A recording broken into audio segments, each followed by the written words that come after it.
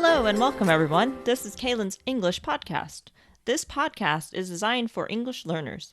I'm here to help you practice your listening skills. I'm Kaylin, a professional English teacher on italki. What's up everyone? Is everyone having a great summer?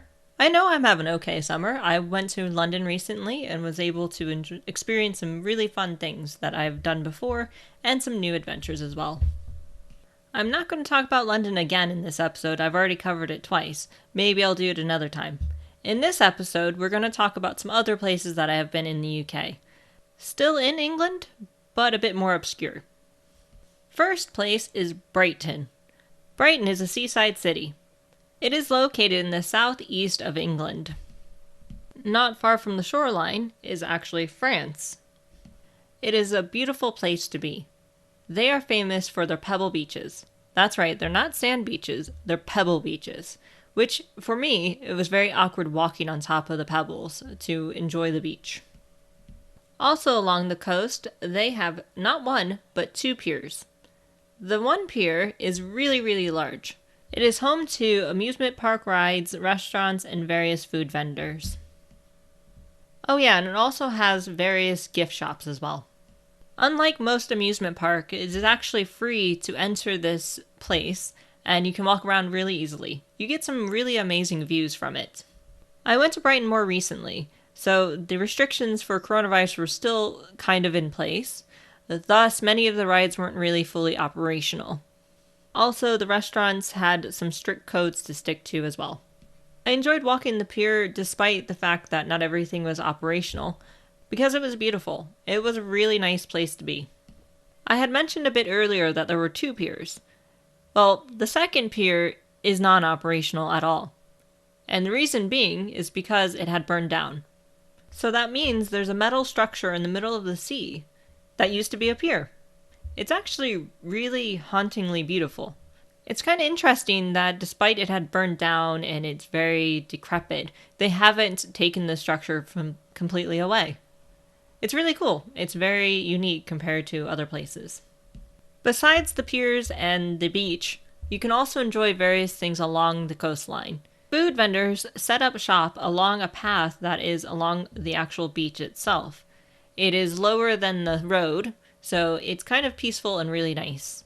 They put out little tables and you can enjoy various fresh seafood and other items. For one of our lunches while we were there, we had fish and chips and also a thing called whelks. Whelks is a type of shellfish. It's really interesting. It's kind of like a snail in the sea, if that makes any sense. But whelks are very tasty, surprisingly, despite them having a strange name and looking weird. I will definitely eat whelks again sometime. Along the beach, there are places to buy souvenirs as well. I didn't buy any souvenirs at one of these shops, but they were kind of cool to see. As the beach is a bit lower than the main street of the city, you have a great opportunity to get a really good bird's eye view of the beach and the sea from above. There are several restaurants that are along that main road, and if you're lucky, they have an outdoor space. And that outdoor space can give you great access to amazing views. We were lucky enough a few times to be able to enjoy one of these spots, sitting at a cafe in the morning, enjoying a nice drink, and seeing the old pier and the ocean. Brighton is a great place for those who enjoy walking or running, because they have a really nice path along the beach. So, while you run or walk, you can get some really nice views. One more thing about Brighton. They have a really unique tourist attraction. It is basically a space needle. If you've ever heard of the term space needle, it is basically a building that's kind of like a needle in the sky. So theirs is a circular type structure that goes up a giant pole and rotates at the same time. So you can get some really great views of the city and potentially France. I say potentially France because I've never done it, so I don't know how far you can actually see.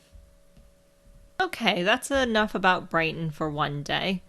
Let's talk about Cambridge. Cambridge is about an hour by train from London. A lot of people have heard about Cambridge mainly because of their university. Cambridge University is absolutely beautiful. If you enjoy gorgeous historical architecture, this is the city to be in. Houses, businesses, pubs, everything is practically historical. It has great charm. If you enjoy seeing architecture, then this is the place to just roam all day in. If you're a nature lover, they have the botanical gardens. You can get really lost in nice, lush, green foliage. They also have a river in this city, and if you enjoy the water, you can go punt down the river. Punting is an activity kind of like a gondola ride, except for these boats are a bit bigger and also more wide in size compared to a gondola. Apparently it's a nice relaxing activity unless you're the person that's actually punting down the river. The people that move the boat down the river have to have really strong arm muscles. Another great activity to do in Cambridge is ride a bike, because it has a very modest size to the city. It's very, very easy to get everywhere by cycling. I think that's enough about Cambridge. Now let's talk about the city that I'm currently in and had been in before. That is Norwich. Norwich is quite a small city, and surrounding it is a lot of farmland, so it's kind of like in the middle of nowhere. It is about a half hour by train to the nearest seaside, so I guess that is a perk. This city is full of history. It seems like everywhere I go, I find ruins of something, such as castle walls or a tower. There are a lot of old things here that are in ruins. There is a really large castle here right in the middle of the city, and it actually is intact. So this castle you can go visit if you'd like. Get a nice tour, or just enjoy the scenery around it because it is one of the highest points in this city itself. This castle is the main focal point of this city, so it's very difficult to avoid it. There's also a large cathedral here. I have gone to explore it before. It is nice inside. They do have really nice gardens as well. My absolute favorite part of the city is the market. They have the largest outdoor market in the country.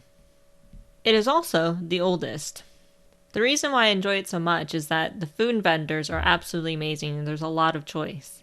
You can get Caribbean food, Italian, British of course, and also churros. I have even had bao and dim sum there as well.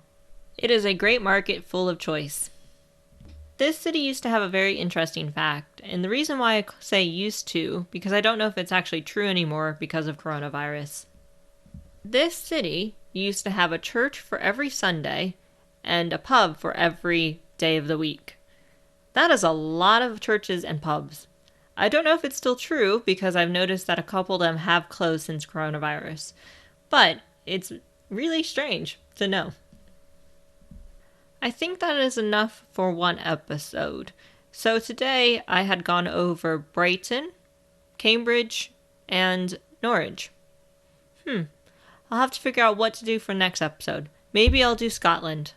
I love Scotland, and I have been there several times. So let's talk about Scotland next time. That is all I have for you today. I hope you enjoyed. If you'd like more content, then please subscribe to this podcast. You can also support me on Patreon. Find me by typing in Kaylin Teacher. On Patreon, you can gain early access to the podcast and transcriptions. Follow me on Twitter and Instagram at Kaylin_teacher. Thank you for listening. I hope you all have a great day. Until next time, bye!